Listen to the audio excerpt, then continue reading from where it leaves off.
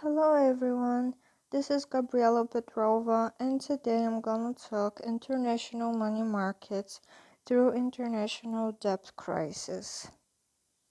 So countries borrow money from private capital markets, international financial institutions, and governments to pay for infrastructure such as roads, public services, and health clinics, to run a government ministry, or even to purchase weapons. In 1982, the less developed nations owed Western governments, banks, and international organizations in excess of 500 billion dollars. This resulted in their debt increasing 5 times over the course of the preceding 10 years.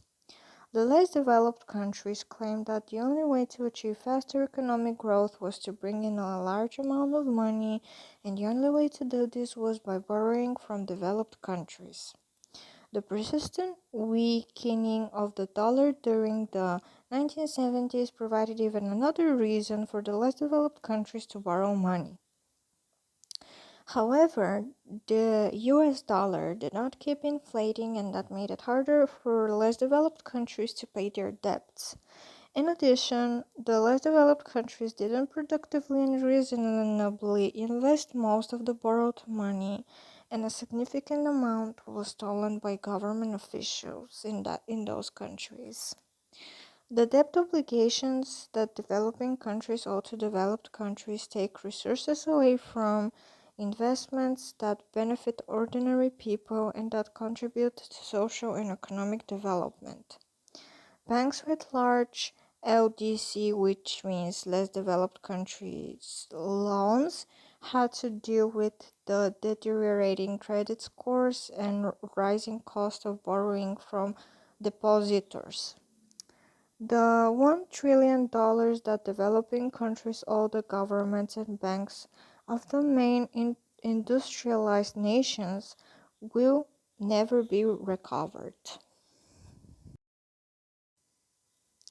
So, what is international debt? It is a government, an institution, or a household that borrows money from the public or private lenders of another nation. So, like individuals and families who borrow money to pay for a house or an education, countries borrow money from private capital markets, international financial institutions, and governments to pay for infrastructure such as roads, public services, and health clinics, to run a government ministry, or even to purchase weapons. Also, like individuals, countries must pay back the principal and interest on the loans they take out. But there are important differences between individuals and countries. So, if a person borrows money, he or she receives the money directly and can use it for purposes benefiting the borrower.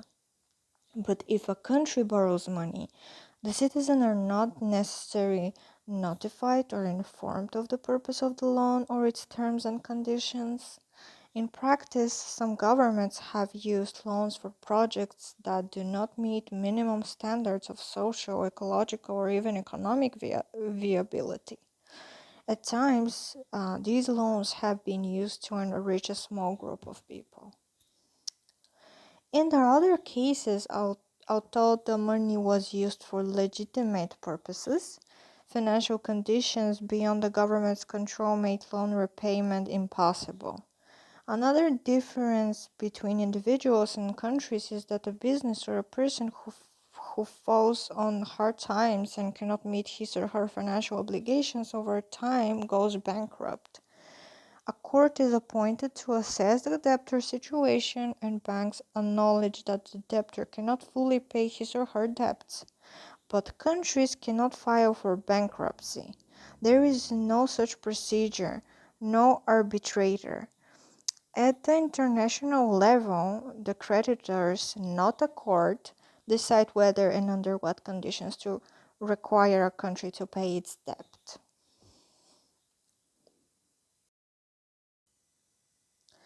So, what caused the massive international debt? By 1982, the less developed countries owed over $500 billion to Western banks, governments, and international agencies. This amounted to a five-fold increase in their indebtedness during the previous decade. The explanation often given for the huge loans made to the less developed countries during the mid and late 1970s is that the banks were recycling petrodollars. In 1973, the OPEC cartel succeeded in exacting huge increases in the price paid for their oil and found themselves suddenly rich on dollars. These dollars needed to be invested, and many of them were deposited with the money center banks in London and New York. These banks, suddenly rich on deposits, turned around and invested these funds in the form of loans to the less developed countries. The process was repeated in the late 1970s when OPEC again was able to increase sharply the price of oil. It was this inflow of petrodollars which gave rise to spurts of extraordinary lending in the mid 1970s and again in the later part of the decade. This explanation has some truth to it, but it fails to address an important issue. Why did OPEC, an obscure cartel which had been in existence for more than a decade, suddenly in the early 1970s find itself in a position to demand four times as many dollars as before for its product? One obvious reason for the cartel's success is that the dollars which the oil producers sought to buy with their oil had become more plentiful. But where did these dollars, which eventually became loans to the less developed countries, debtor countries, came from in the first place? Dollars are created by only one entity, the Federal Reserve System. The inflation and the increase in the quantity of money and credit of the late 1960s forced the Nixon administration to cut the tie between gold and the dollar in 1971. So many dollars had been created, and the US Treasury no longer had sufficient gold to redeem dollars at their declared value. With the Fed completely freed from the constraints of gold, the rest of the decade of the 1970s on the whole was even more inflationary. Between 1970 and 1984, the euro dollar market grew from $100 billion to nearly $2 trillion. It was this monetary expansion which precipitated the massive amount of international lending that took place in the 1970s. Banks found themselves flush with new deposits, and the money had to be invested somewhere. From the point of many bankers, the developing country seemed an excellent place to invest.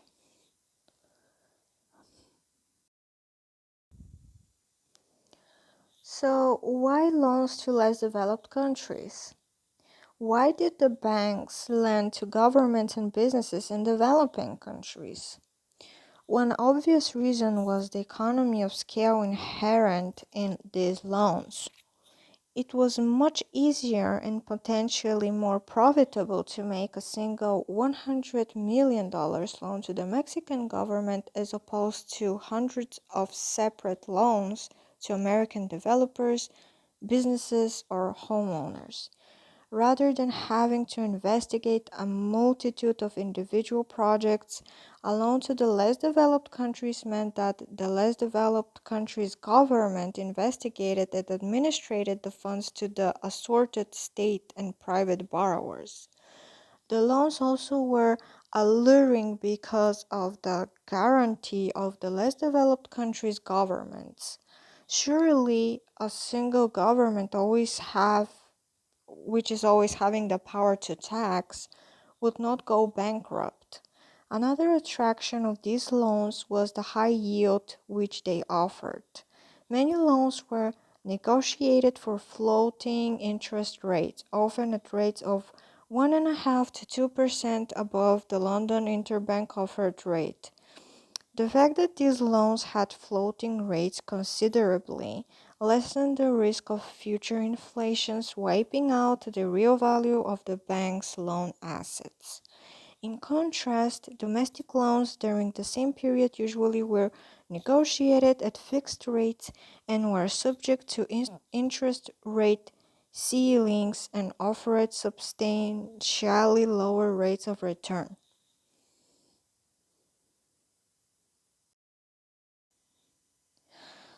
So, why were the developing countries so eager to borrow?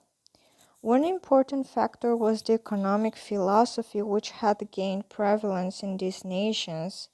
Western development economists had been influenced in shaping economic thought in these countries, as had the prominent Western universities which educated many of the debtors' countries' most influential citizens. These development economists and prestigious universities, with few exceptions, were teaching that economic development can be best be achieved through a directed economy. A group of leading development experts writing in a volume sponsored by MIT's Center for International Studies stated that there are limits to the effectiveness of the private market institutions, especially where development must be accelerated. It may be necessary to plan out in advance the key places of a general development program. Sadly, these Western counselors had rejected the very principles which were responsible for the economic success of their own nations. Private property rights and private investments, the experts advised, stood in the way of swift economic progress. Accelerated economic growth, they said, could be accomplished only through a large-scale inflow of capital, and this inflow could be best accomplished through state borrowing.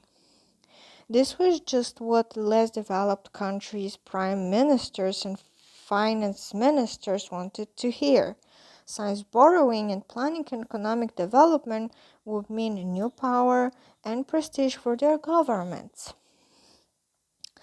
Another incentive to borrow heavily was the continuing depreciation of the dollar throughout the 1970s. During much of the decade, the value of the dollar depreciated at a greater rate than the rate of interest at which the less developed countries could borrow. This meant that during parts of the 1970s, these loans in effect were at negative interest rates. In this bizarre inflationary environment, borrowers at times actually were being paid for borrowing. In anticipation of continuing inflation, the less developed countries borrowed, expecting to repay their debts with less valuable dollars. But they were wrong because the US did not continue to inflate at increasing rates. And by the close of the decade, the Federal Reserve, under new Chairman Paul Volcker, had begun to slow the rate of monetary growth. Interest rates in 1981 and 1982 were approximately double the level of 1978 and 1979 rates, and the dollar no longer was depreciating so rapidly in value.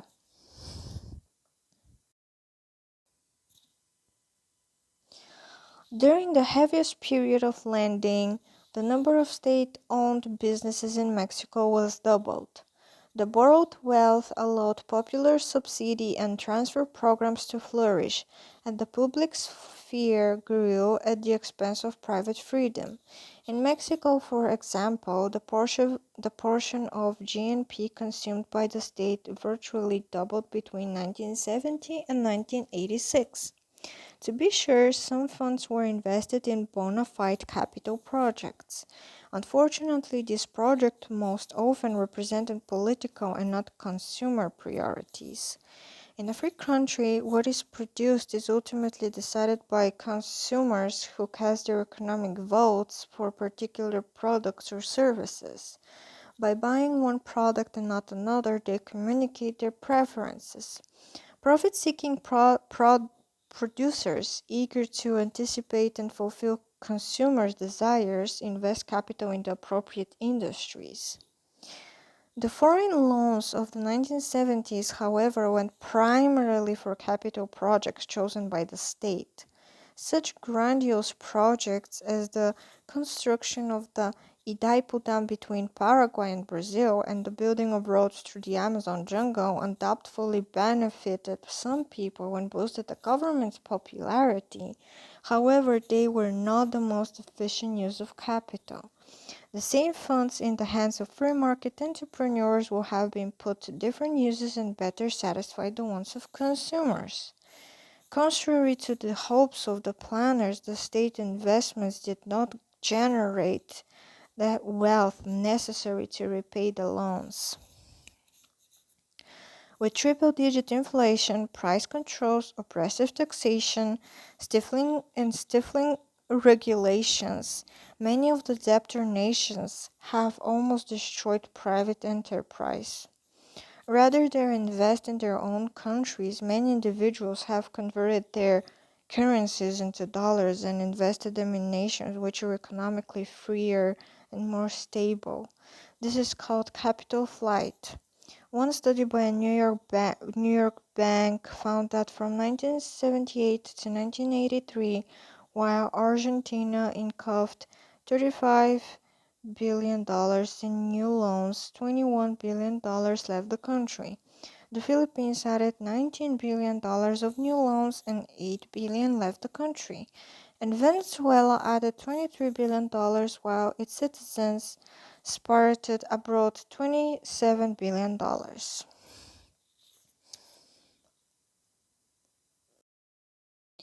So, what is the impact of international debt? So, poor countries pay a high price to serve their debt, and this cost is particularly borne by people living in poverty.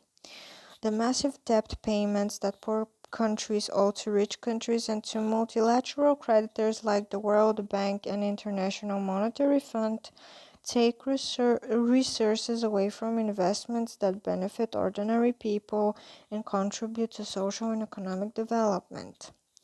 According to Orphans International's April 1997, debt repayments have meant health centers without drugs and trained staff, schools without basic teaching equipment, and the collapse of agricultural extension services. The obligation to meet debt service payments also means that aid from other countries like the United States is often used to refinance debt payments rather than improving health care, education, and other social services. The International Monetary Fund and the World Bank require economic restructuring before a country can qualify for debt relief. These requirements can include reducing inflation, removing price controls, reducing tariffs, and other restrictions on foreign trade and government downsizing. While in the long run they may help a country become more competitive in the global market, in the short run they can lead to local business failures in the face of global competition. Massive layoffs, lower wages, and even less investment by government in education, health, and other social programs. The debt crisis can also affect the environment. International debt have to be paid back in creditors' currencies or so-called hard currencies like US dollars. This may have exacerbated the harmful environment practices that prevail in many countries as governments and entrepreneurs mine their natural resources in order to generate hard cash. The debt burden carried by impoverished countries affect citizens in the rich countries as well. Environmental damage has global repercussions. Widespread poverty means that people have less money to buy goods and services from other countries. Debt reductions for the poorest countries would not represent a new or unique policy for the United States. Over the years, we have substantially reduced debts owed by Poland, Jordan, and Egypt. After World War II, Germany's debt was substantially reduced in order to allow it to rebuild. We have also, on occasion, reduced debt owned by African countries. In these cases, the US has recognized that debt reduction can be sound foreign policy.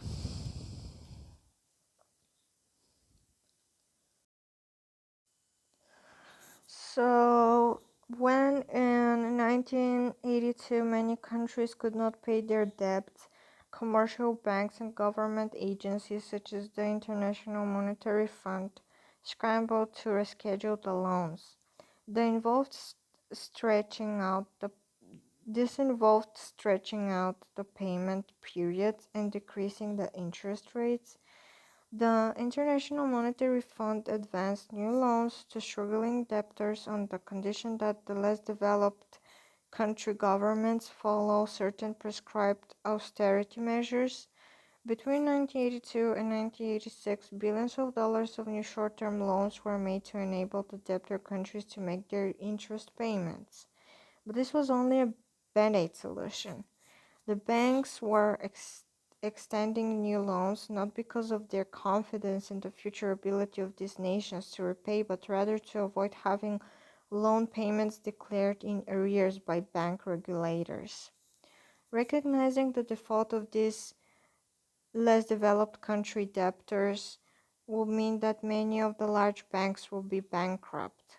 In a 1985, Treasury Secretary James Baker announced the Baker Plan to address the debt crisis. The plan called for commercial banks to extend $20 billion in new loans and for the debtor countries to enact reforms reducing government interventions in their economies. It also called for an increase in funds and a new debt financing role for the World Bank. Under the Baker Plan, the International Monetary Fund was to continue its role as the lender of last resort or safety net to the less developed countries. But by 1986, it was clear that the new loans and the International Monetary Fund rescue packages had failed to solve the debt problem. The big debtors, which are Brazil, Mexico, and Argentina, showed little sign of improvement, and the money center banks with large, less developed country loans were facing declining credit ratings and increasing cost of borrowing from depositors. Despite arm twisting by federal officials, many commercial banks were becoming reluctant to make new loans. In February 1987, Brazil, the largest international debtor, announced that it will no longer pay interest on its debt. In May of that year, Citicorp announced a record of $3 billion increase in its loan loss reserves. It was in the word it was in the words of business mouth a breathtaking public admission that the banks and the governments of the major industrial nation will never recoup the $1 trillion they are owed by developing countries.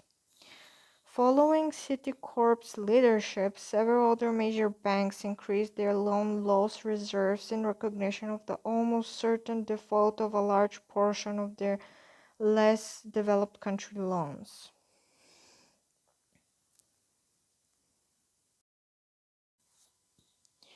Is there any chance that more than a fraction of these loans will be repaid? One option that offers a glimmer of hope is debt equity swaps, in which the banks sell their loans back to the less developed country at a discount in return for local currency. The currency then is converted into equity investments in the less developed country. This approach has its limitations, not the least of which is the lack of respect for private property in many of these countries. Other problems include the rampant inflation and wild currency swings, which make business in a less developed country difficult, and the fact that most less developed countries are wary of foreign investments and place strict limitations on them. To date, there have been only a few $1 billion worth of debt equity swaps. hardly a dent in the 3 to 400 billion dollars owed to Western banks. There is little question that apart from a radical and sustained change in the role of government in the less developed countries, the bulk of these loans will not be repaid.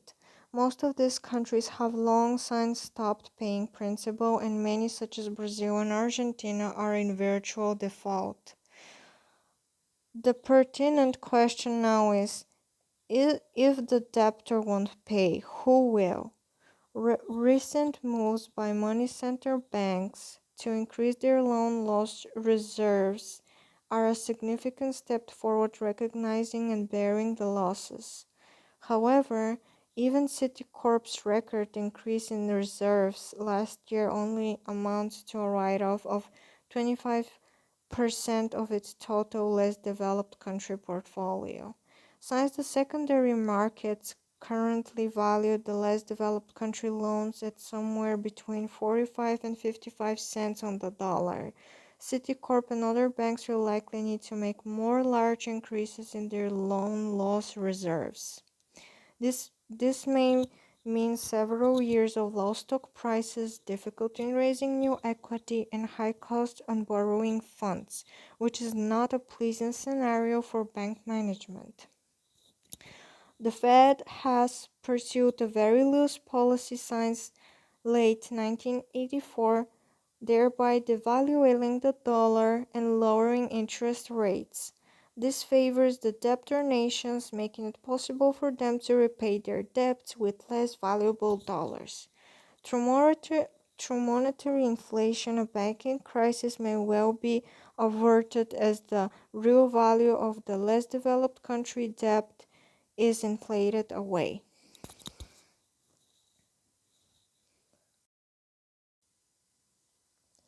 By 1982, the less developed countries owed more than $500 billion to developed countries.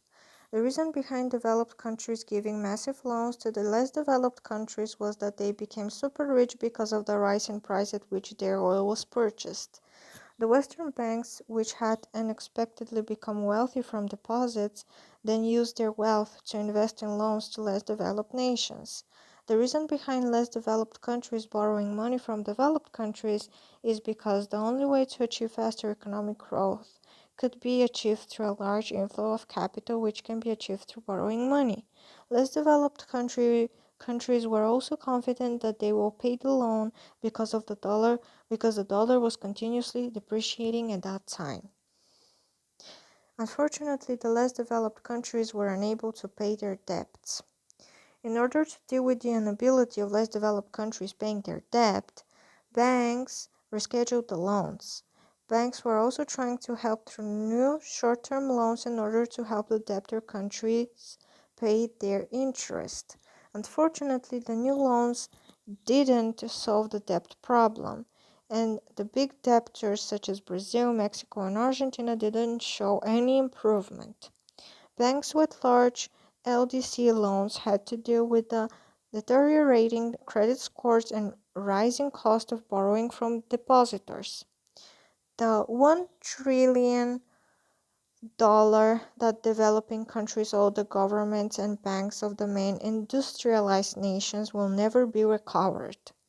The negative impact of the inability of less developed countries to pay off their debts was that funding from countries like the United States is sometimes refinanced to pay off debt rather than being used to enhance healthcare because of the necessity to meet debt payment obligations.